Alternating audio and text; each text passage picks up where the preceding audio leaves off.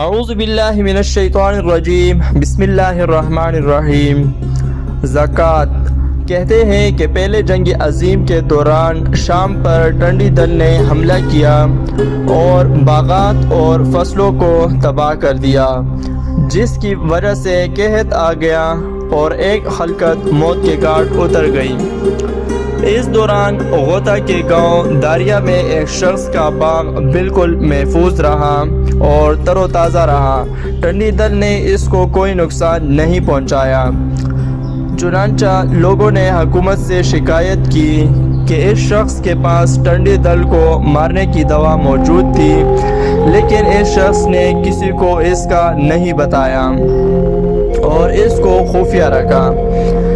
چنانچہ اس پر حکومت نے ایک فوجی دستہ اس کو سزا دینے کے لیے بھیجا۔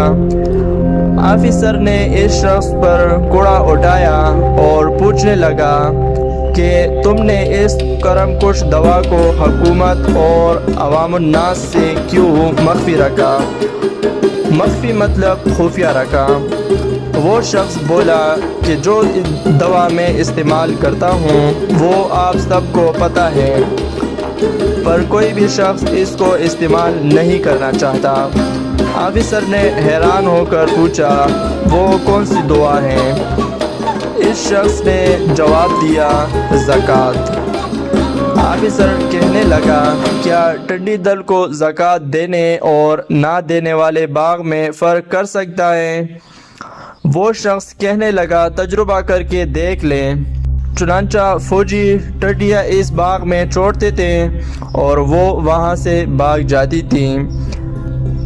اس کے بعد اس شخص نے یہ حدیث سنائی کہ نبی کریم صلی اللہ علیہ وآلہ وسلم نے فرمایا، اپنے مال کی حفاظت کرو زکوٰۃ سے، مریضوں کا علاج کرو صدقے سے، اور بلاؤں کی لہروں کا استقبال اللہ کے سامنے عاجزی سے کرو۔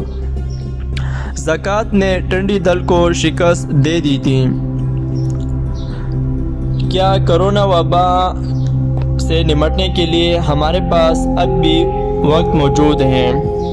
ہم اس سے لڑ تو نہیں سکتے،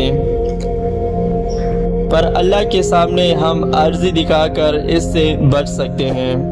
ویڈیو پسند آنے کی صورت میں اپنے دوستوں کے ساتھ شیئر کیجیے گا، ویڈیو کو لائک کیجیے گا، چینل کو سبسکرائب نہیں کیا ہے تو سبسکرائب کر دیں، بیل نوٹیفیکیشن آن کر دیں تاکہ ہمارے آنے والی ہر ویڈیو کی نوٹیفیکیشن آپ کو بلا تاخیر ملتی رہے۔